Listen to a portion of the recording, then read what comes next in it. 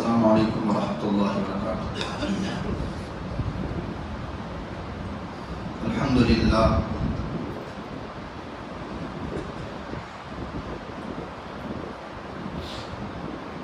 الحمدللہ نحمده ونستعینه ونستغفره ونؤمن به ونتوکل علیہ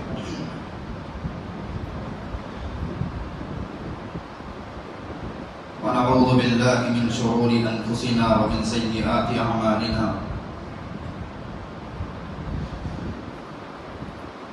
من يهده الله فلا مضل له ومن يضلله فلا هادي له ونشهد أن لا إله إلا الله وحده لا شريك له ونشهد أن سيدنا وسندنا ومولانا محمدا عبده ورسوله وصلى الله تبارك وتعالى عليه وسلم تسليما كثيرا كثيرا أما بعد فأعوذ بالله من الشيطان الرجيم بسم الله الرحمن الرحيم لقد من الله على المؤمنين إذ بعث فيهم رسولا من أنفسهم يتلو عليهم آياته ويزكيهم ويعلمهم الكتاب والحكمة وإن كانوا من قبل لفي ضلال مبين وقال تعالى قل إن كنتم تحبون الله فاتبعوني يحببكم الله وقال الله عز وجل لقد كان لكم في رسول الله أسوة حسنة صدق الله العظيم قال النبي صلى الله عليه وسلم من أحب سنتي فقد أحبني ومن أحبني كان معي في الجنة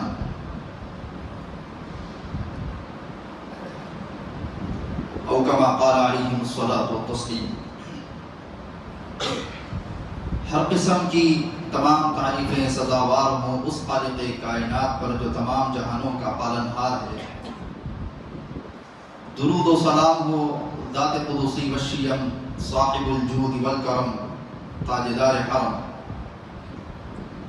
نبی اکرم صلی اللہ علیہ وسلم پر اور آپ کی آل اور اولاد پر، تمام صحابہ پر، تابعین پر، تبع تابعین پر، متبعین پر، تمام اولیاء اللہ پر، اسی طریقے سے یہ سلسلہ چلتا رہے قیامت تک کے آنے والے تمام مسلمانوں۔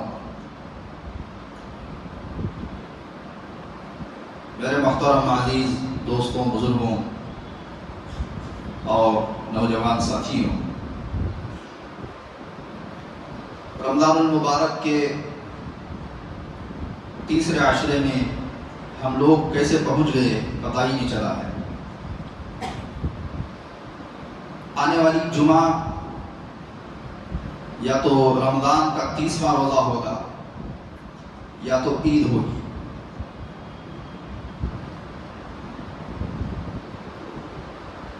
اللہ کا شکر ہے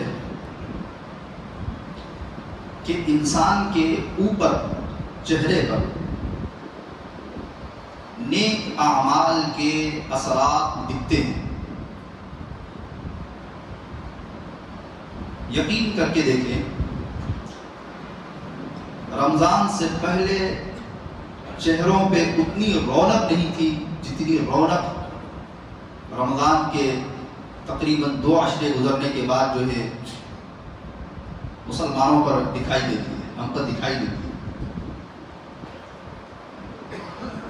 الحمدللہ چہرے اکثر سنتی ہیں، لباس سنتی ہیں، مزاج دینی مزاج ہے۔ عموماً اس مہینے میں انسان گالی گلوچ سے، غیبت سے، ہر طریقے سے اپنے دل کو، اپنے دماغ کو صاف رکھنے کی کوشش کرتا ہے۔ لیکن بڑے دکھ اور افسوس کی بات یہ ہے کہ انسان رمضان کے مہینے میں مسلمان بڑی مشقتوں کے بعد اللہ کے نزدیک ایک مقام طے کرتے کرتے کرتے کرتے کرتے پہنچ جاتا ہے، لیکن عید کا چاند نظر آتے ہی شیطان گویا کہ سب سے نچلی اینٹ کو جو کھینچ لیا کہ دھڑام سے پوری عمارت نیچے گر گئی۔ کبھی بھی عزت کمانا بہت آسان ہوتا ہے، لیکن اسے بچانا بہت مشکل ہوتا ہے۔ کوئی بھی چیز کمانا اگر یوں کہا جائے کہ مشکل بھی ہے،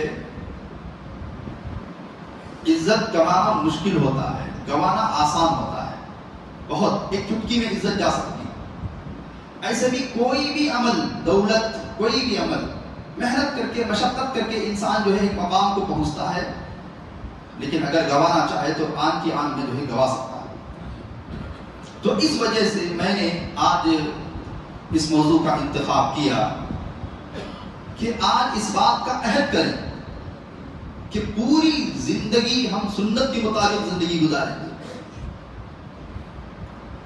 اس وجہ سے کہ حضور پاک صلی اللہ علیہ وسلم نے فرمایا من احب سنتی فقط احبنی، جس نے میری سنت سے پیار کیا، میری سنت سے محبت کی۔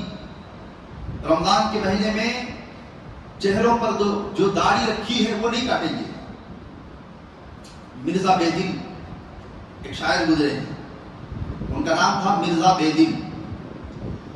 ان کے اشعار پڑھ کر کے ایک ایران کا ایک شاعر بڑا متاثر ہوا، وہ ملنے آیا مرزا بیدل، لیکن جب آیا تو مرزا بیدل شیو کر رہے تھے۔ اس نے آہ کھینچی، کیونکہ اشعار میں جو عکاسی ہے، اشعار میں جو درد ہے، اشعار میں جو حضور کی محبت انہوں نے پیش کی ہے، لیکن سامنے آ کر کے جس عقیدت سے دیکھتا ہے تو جو ہے عین اسی وقت وہ بندہ آیا ہے کہ شیو کر رہے ہیں۔ تو جب اس نے آہ کھینچی تو مرزا بیدل نے کہا ریش کی تراشی، برے دل کسینے میں تراشی، میں تو داڑھی تراش رہا ہوں، میں نے تمہارا دل تھوڑی تراشا ہے کہ تم آہ کھینچ رہے ہو۔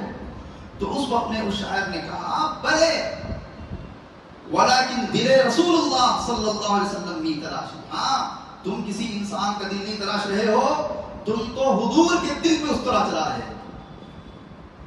اتنا کہنا تھا کہ مرزا بیدل کے آنکھ میں آگ لگی۔ اس نے کہا اللہ کا شکر، اللہ کا احسان کہ تم جیسے انسان کو میرے پاس بھیجا، خدا کی عزت و جلال کی قسم آج کے بعد کبھی بھی سنت کے خلاف کوئی کام نہیں کرتا۔ پتہ نہیں نوجوان جو ہے پورا مہینہ حضور پاک صلی اللہ علیہ وسلم کا جیسا چہرہ بنا کر کے عید کے دن کس دل سے کس دماغ سے اس پر اس طرح چلاتا ہے، کہاں کا جگر لاتا ہے، اللہ بہتر جانتا ہے۔ خوبصورتی اللہ نے سنتوں کے اندر رکھی ہے۔ وہ واقعہ آپ نے قرآن مجید کے اندر سنا پڑھا ہوگا کہ حضرت موسیٰ علیہ السلام کے مقابلے میں جادوگر آئے تھے، انہوں نے رسیاں ڈالی تھی، حضرت موسیٰ نے عصا ڈالا تھا، وہ عصا التہا بن کر کے پورے سانپوں کو نکل گیا تھا۔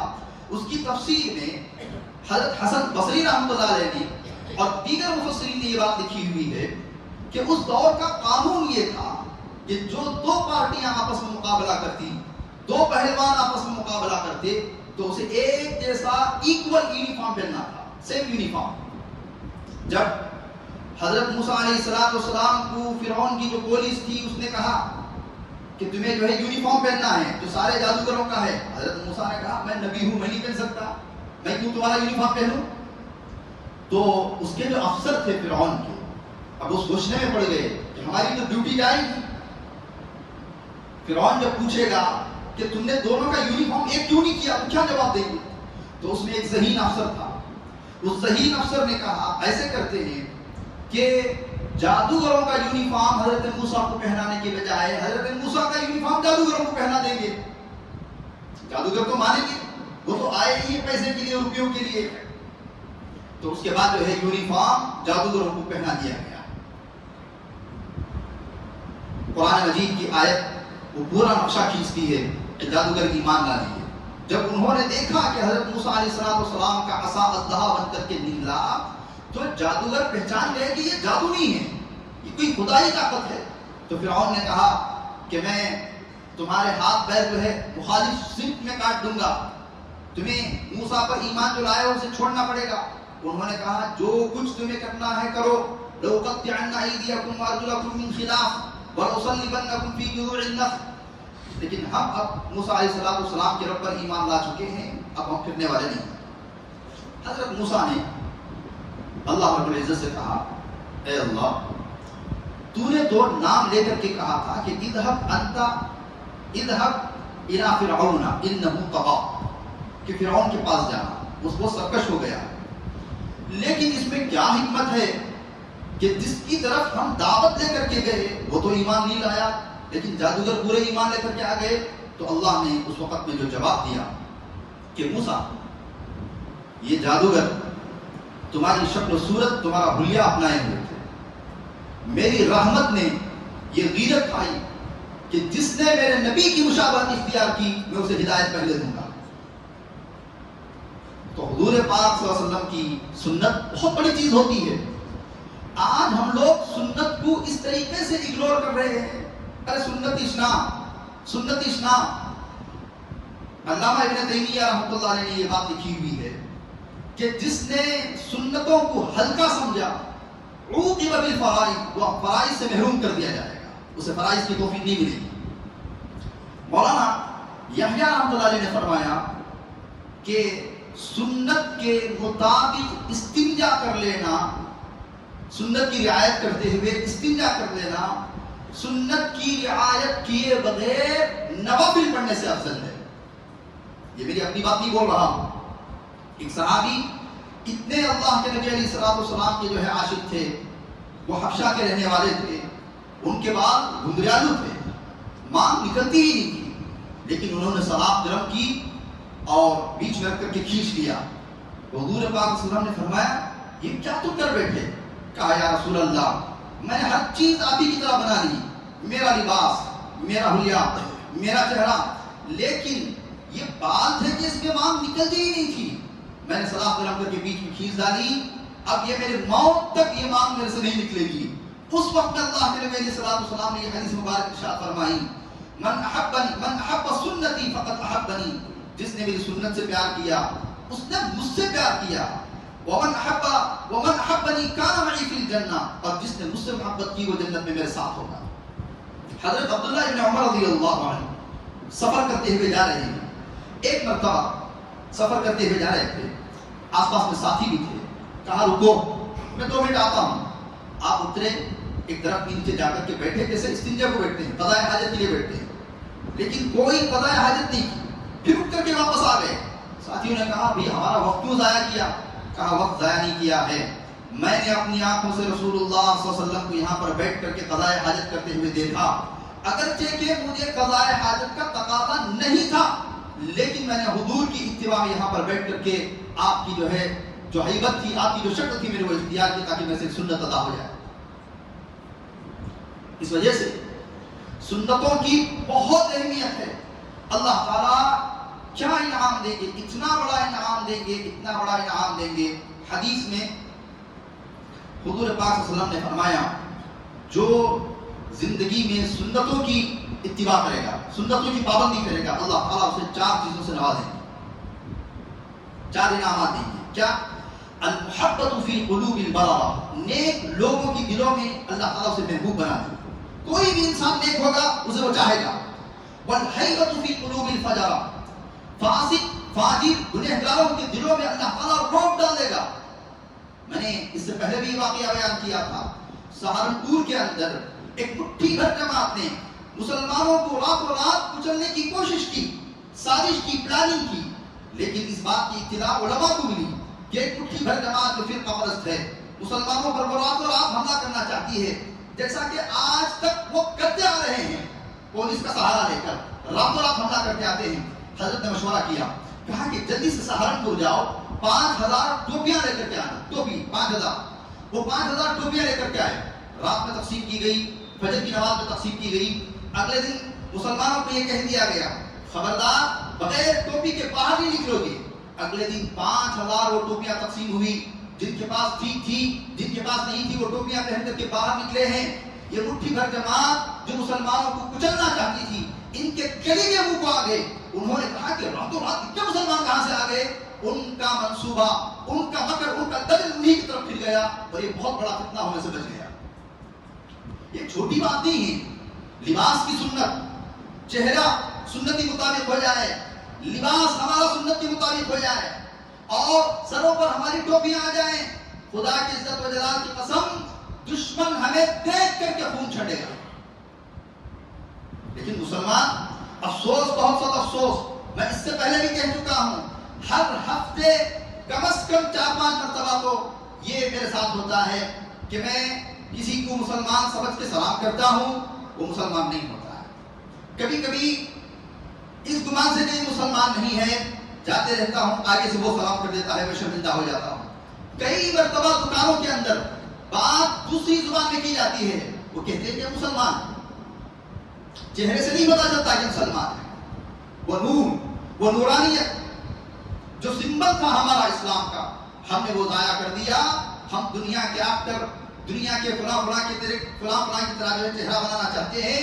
حضور پاک صلی اللہ علیہ وسلم نے فرمایا دنیا میں جس نے جس قوم کے ساتھ مشابہت اختیار کی من تشبہ بقوم زندگی جس کی مشابہت اختیار کی کل قیامت کے دن انہی کے صفوں میں انہی کے ساتھ اٹھایا جائے گا.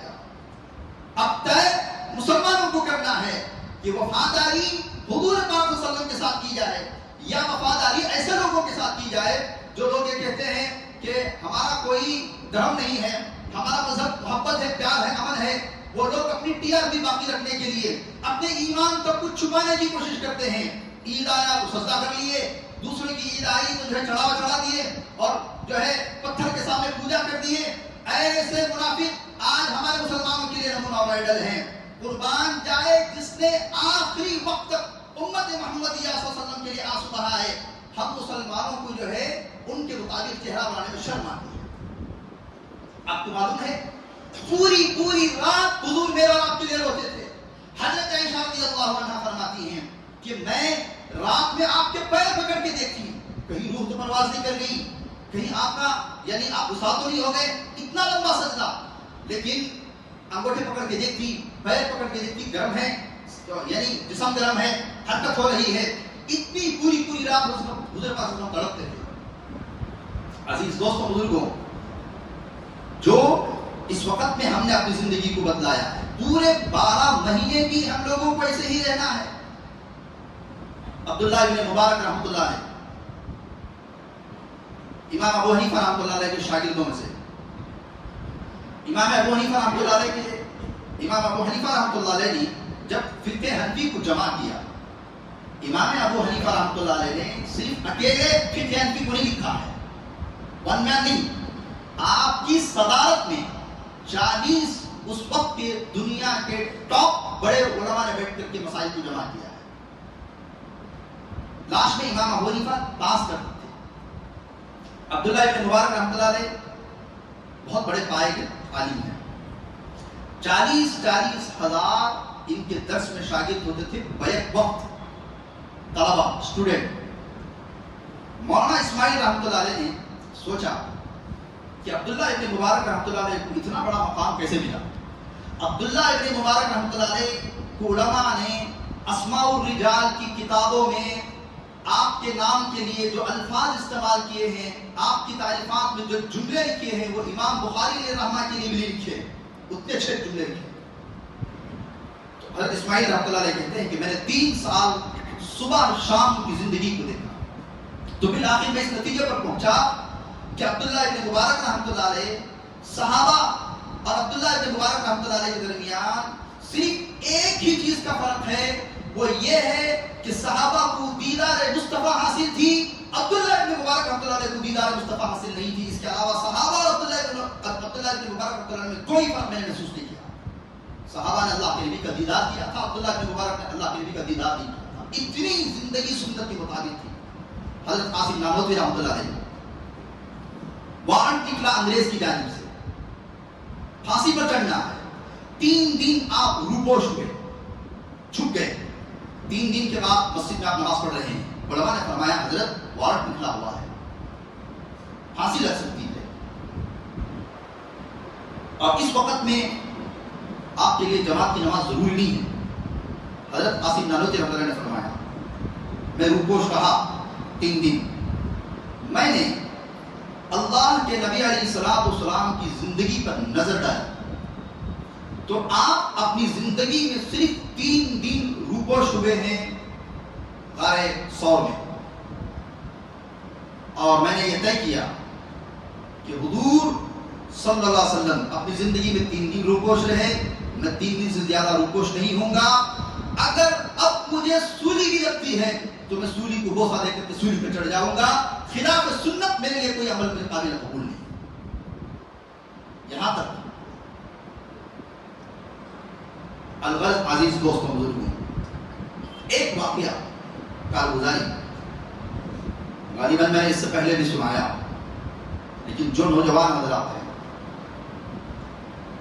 ان کے لیے میں دوبارہ عرض کر دیتا ہوں. ایک نوجوان تھا بڑا شریف، گاؤں میں لوگ اس سے تنگ آ گئے تھے. بعض لڑکے رہتے ہیں نا شریف قسم کے، پورا محلہ تنگ آ چکا ہوتا ہے. تو بہرحال اللہ تعالیٰ یہ جو دعوت و تبلیغ کی محنت چلائی ہے، حضرت جی الیاس صاحب رحمۃ اللہ علیہ کے سینے پر یہ جو محنت کھولی ہے، عزیز دوستوں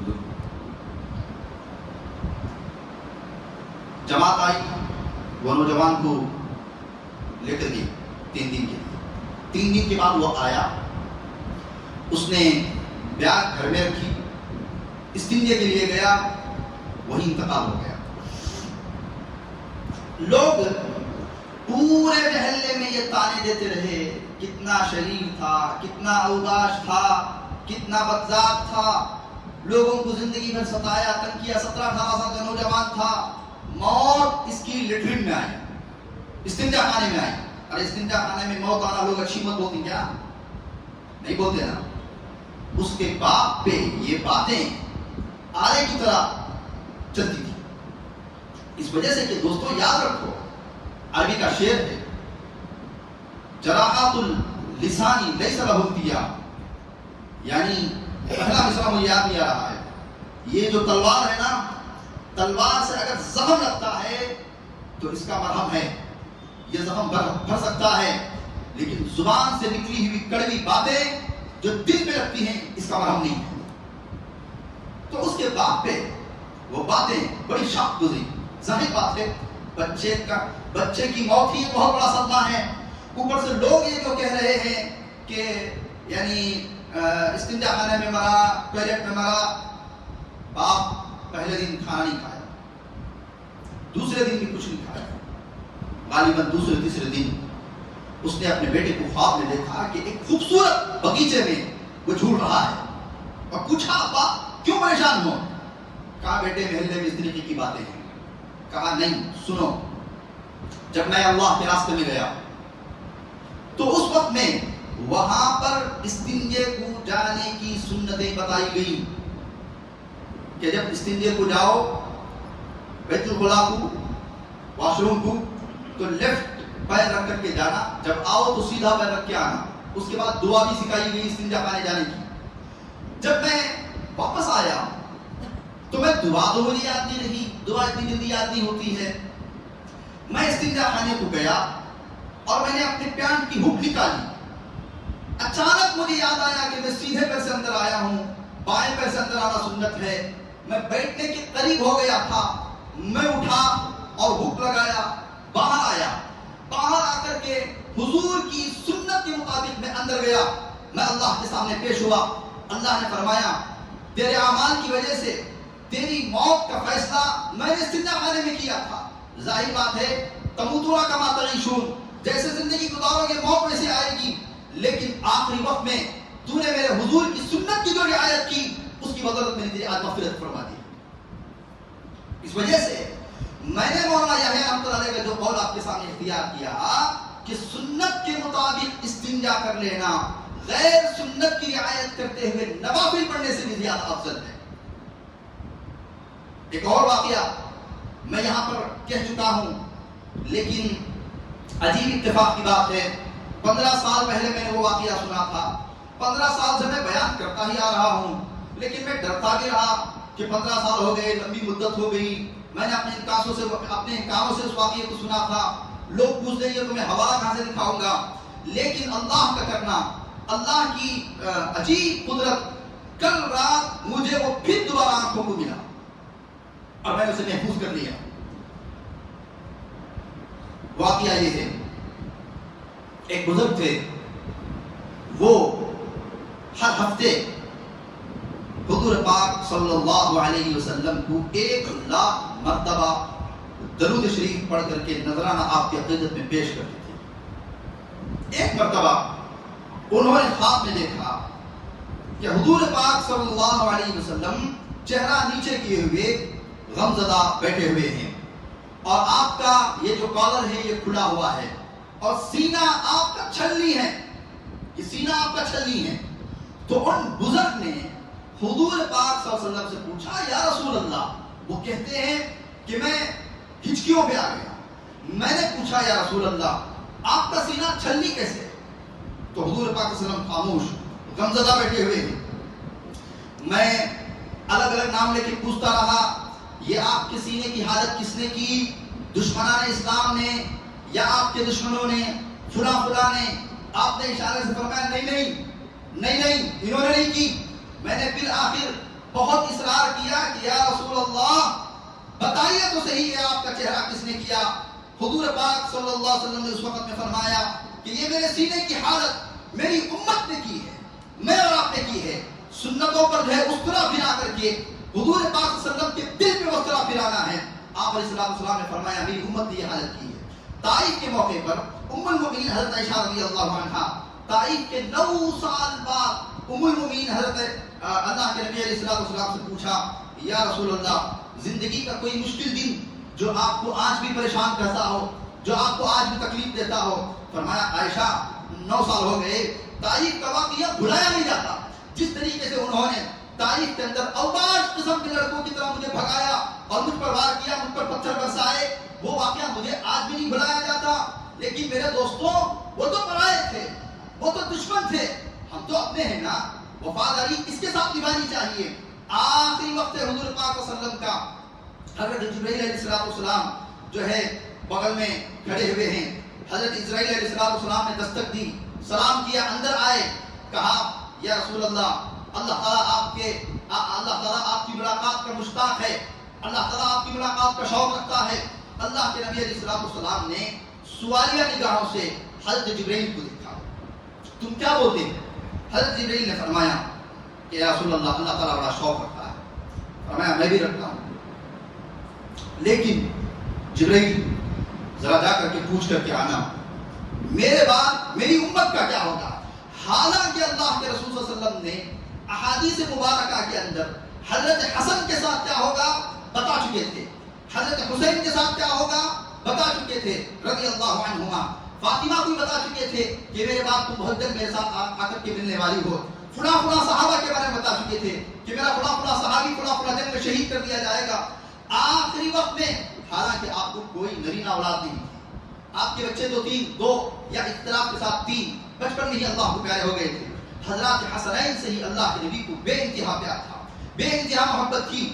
آخری وقت میں آپ نے اللہ کے نبی علیہ السلام نے حضرت جبرائیل سے یہ نہیں پوچھا کہ ذرا وہ حضرت یعنی وہ میرے نواسے حسن اور حسین کے بارے میں جو میں نے دیکھا، جو تم نے مجھے بتایا، اس کے بارے میں کچھ رعایت ہو سکتی ہے، میری امت حسن کو چھوڑ سکتی ہے، میری امت حسین کو بخش سکتی ہے، یہ نہیں پوچھا۔ کہا میرے بعد میری امت کا کیا ہوگا، میرے اور آپ کے بارے میں۔ پھر حضرت جبرائیل نے فرمایا یا رسول اللہ آپ پریشان نہ ہو، اللہ نے فرمایا تمہارے بعد تمہاری امت کو لاوارث نہیں چھوڑایا جائے گا۔ آخری جملے اللہ کے نبی علیہ السلام آخری وقت میں بھی یا ربی امتی یا ربی امتی یا ربی امتی۔ زندگی میرے دوستوں سنت کے مطابق جو ہے زندگی گزارنا شروع کرے۔ یہ داڑھی رکھنے سے کیا خوبصورتی کم ہو جاتی ہے؟ ڈھیلا ڈھالا لباس پہننے سے کیا خوبصورتی کم ہو جاتی ہے؟ کیا کل ہم صورت دکھائیں گے اللہ کے نبی علیہ السلام سنت کے مطابق زندگی ہماری نہیں ہوگی کل قیامت کے دن اللہ کے نبی علیہ الصلوۃ والسلام کھڑے ہوں گے اور وہ امتی دنیا میں جنہوں نے قرآن کو پس پشت ڈالا، یا رب ان قوم اتخذوا هذا القرآن مہجورا، قرآن کی تعلیمات کو چھوڑا، دین کے اوپر وہ نہیں چلتے تھے، حضور صلی اللہ علیہ وسلم کی سنتوں کو جو ہے وہ رونتے تھے، وہ جیسے جیسے امتی سامنے آئے گا اللہ کے نبی علیہ السلام فرشتوں سے فرمائیں گے سحقن سحقن سحقن سحقن، اس کو باہر کرو، یہ میرے سامنے نہیں آنا چاہیے، دنیا میں اس نے میری تعلیمات کو منہ موڑا۔ عزیز دوستو بزرگوں، آج کے دن میں نے عنوان یہ جان بوجھ کر انتخاب کیا، ہمارے آج یہ عزم کریں، اللہ کے سامنے قسم کھائیں، جو نورانیت ہمارے چہرے پر آنا شروع ہوئی ہے ہم اس نور کو ضائع نہیں کریں گے۔ جو زندگی میں اللہ نے ہمارے دل کو رمضان کا مہینہ سمجھ کر کے جو نرم کیا ہے، اس دل کو ہم باقی رکھیں گے، تعلیمات کو ہم باقی رکھیں گے، 100% ہم دین پر چلیں گے۔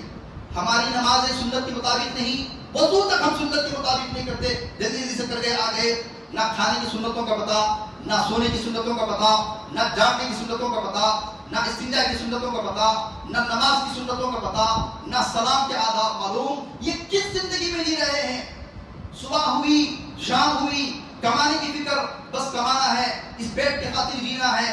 دیکھیے علماء نے لکھا کہ گھر کے اندر بچہ ایک چھوٹا سا کانچ کا شیشہ توڑ دیتا ہے، ماں باپ کا کلیجہ بک ہو جاتا ہے، ارے سنبھالو بھی، یہ شیشہ بڑا قیمتی بلب ہے، بڑا قیمتی شیشہ ہے، بڑی قیمتی کوپ ہے، بڑی قیمتی سانسر ہے، کانچ کا فرنیچر ہے۔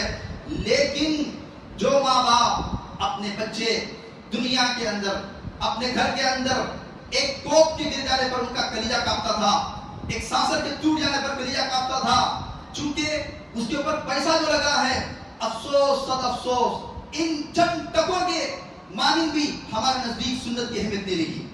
وہی بچہ سنتوں کو جو ہے پامال کرتا رہا، ہمارا کلیجہ کبھی گھبرایا نہیں ہے۔ وہی بیوی جو ہماری سنتوں کو جو ہے پامال کرتی رہی، بیوی ہے، محبوبہ ہے، لیکن کلیجہ کبھی بھی ہمارا منہ کو نہیں آیا۔ معلوم یہ ہوا ہم اتنے بد نصیب ہیں، زبان سے تو ہم کہتے ہیں کہ ہم اللہ کے رسول صلی اللہ علیہ وسلم کے عاشق ہیں، لیکن ہمارے نزدیک سنت کی اہمیت، سنت کی وقت ان چند ٹکوں کے معنی بھی نہیں ہے۔ اللہ کو کیا جواب دیں؟ بالآخر عزیز دوستوں بزرگوں، ایسی سنت کے مطابق زندگی گزارے کہ دنیا کے اندر ہی حضور پاک صلی اللہ علیہ وسلم کا دیدار نصیب۔ دیکھیے علماء نے لکھا جس کی آنکھ گندی ہوگی، جس کا دل گندا ہوگا، جس کا بستر گندا ہوگا، حضور پاک صلی اللہ علیہ وسلم کی زیارت اسے نہیں نصیب ہو سکتی ہے۔ عاشقان رسول، کیا ہم نے یہ کوشش کی کہ میری آنکھ پاک ہو جائے تاکہ میں دنیا میں حضور کا چہرہ دیکھ سکوں؟ اللہ کے نبی علیہ السلام نے فرمایا من رآنی فی المنام فقد رآنی، جس نے مجھے خواب میں دیکھا اس نے مجھے ہی خواب میں دیکھا، کسی اور کو نہیں دیکھا۔ دنیا میں ایسے عاشق رسول موجود ہیں، حضور سے اتنی محبت تھی، سنتوں سے اتنی محبت تھی، دین سے اتنا لگاؤ تھا، جب حضور پاک صلی اللہ علیہ وسلم کو یاد کرتے رات میں خواب میں حضور پاک صلی اللہ علیہ وسلم کا چہرہ ان کو نظر آ جاتا تھا۔ ہمارے دل گندے ہو چکے، ہمارے بستر تک گندے ہیں، بستر بھی ہمیں صاف رکھنا نہیں آتا ہے، نہ بستر صاف، نہ آنکھ صاف، نہ دل صاف، کیسے اس دل کے اندر جو ہے وہ ساری چیزیں آئیں گی؟ عزیز دوستوں بزرگوں، عزائم کریں، نیتیں کریں، اللہ کے گھر میں بیٹھ کر کے عہد کریں، آج کے بعد پوری زندگی میری جو ہے سنت کے مطابق گزرے گی، زندگی میں آج کے بعد کبھی بھی کوئی ایک سنت جو ہے میں نہیں چھوڑوں گا، میں پوری زندگی جان جان کر ہم سنت پر عمل کریں گے۔ ایک بچہ 7 سال کا، اس کے سامنے جب وہ واقعہ پہنچا کہ سنت کو چھوڑ کر دنیا میں ہماری وجہ سے اللہ کے نبی علیہ السلام کا سینہ زخمی ہوا ہے، تو وہ بچہ پوچھ پوچھ کر کے ماں کو اب سنتیں یاد کرنے لگا کہ حضور صلی اللہ علیہ وسلم کو تکلیف نہ ہو، امی کھانے کی سنتیں کیا ہیں، امی پینے کی سنتیں کیا ہیں، امی فلاں کی سنتیں کیا ہیں۔ آپ کو بتاتا چلوں، ہمارے گھر میں بچے پڑھنے آتے ہیں، ایک بچی کو ہمارے گھر والی نے یہ سمجھایا، بیٹے اب تم بڑے ہونے کے قریب آ گئے ہو، تم حجاب پہن کر کے باہر نکلنا، اوپر اسکارف ڈالنا۔ بہت سمجھانے کے بعد وہ بچی مان گئی، لیکن بڑے دکھ کی بات یہ ہے 2-4 دن کے بعد پھر جب ہماری گھر والی نے پوچھا تو انہوں نے کہا میں نے حجاب پہنا تھا، لیکن ماں نے کہا کہ اس عمر میں تمہیں حجاب پہننے کے لیے کس نے کہا؟ لا حول ولا قوت الا باللہ. پورے کیے کرائے پہ اس نے پانی دے دیا. تو اللہ تعالیٰ ہم تمام کو جو ہے سنت کے مطابق زندگی گزارنے کی توفیق عطا فرمائے. 51 سنتیں ہیں نماز میں، 51 نہ فرائض کا معلوم، نہ واجبات کا معلوم، نہ سنتوں کا معلوم. 30 سال 40 سال سے آ رہے ہیں، رکعت باندھ رہے ہیں، کھڑے رہے ہیں. ایک شخص دعا کر رہا تھا، میں نے دیکھا چند دن پہلے، مجھے اتنا دکھ ہوا. وہ جو دیوار ہے، دیوار کو ٹیکا لگا ادب سے باندھے ہوئے وہ دعا کر رہا ہے. یہ دعا ہے، زمین پھٹ کر کے نکل نہیں جاؤ گے اللہ کے سامنے. یہ دعا کا طریقہ ہے؟ معلوم نہیں ہے. میں نے اپنی آنکھوں سے دیکھا ہے 50 سال کے لوگ، ان کو رکوع کو جانے کا طریقہ نہیں معلوم ہے. مجھے معاف فرمائیے. 55 سال کے لوگ، 40 سال کے لوگ، نوجوان، رکعت باندھنے کا طریقہ نہیں معلوم، رکوع میں جانے کا طریقہ نہیں معلوم، سجدے سے اٹھنے کا طریقہ نہیں معلوم، نماز کی سنتیں نہیں معلوم، کچھ نہیں معلوم ہے. آ رہے ہیں، رکعت باندھ رہے ہیں، جا رہے ہیں اور سوچ رہے ہیں کہ ہم اللہ پر بہت بڑا احسان کر رہے ہیں. ایسا نہیں. دل میں جب عشق ہو، دیکھیے لڑکا جب لڑکی سے عشق اور محبت کرتا ہے تو چھوٹی چھوٹی چیزیں نوٹ کرتا ہے. تمہیں انگور پسند کیا؟ تمہیں کلر کوسا پسند؟ تمہیں ڈریس کوسا پسند؟ فروٹ میں کوسا تمہارا پسندیدہ؟ چاکلیٹ جوس پسند؟ کوسا جوس پسند؟ جب کسی سے محبت ہوتی ہے تو جان کر کے لوگ اس کی پسندیدہ چیزوں کو نوٹ کرتے ہیں. اگر ہمیں حضور پاک صلی اللہ علیہ وسلم سے محبت ہوگی، ہم ہر چیز میں اللہ کے نبی علیہ الصلوۃ والسلام کے مطابق جو زندگی گزارنے کی جو ہے ہم کوشش کریں گے. تو بہرحال یہ چند باتیں تھیں. اللہ تعالیٰ ہم تمام کو کہنے سننے سے زیادہ عمل کرنے کی توفیق عطا فرمائے.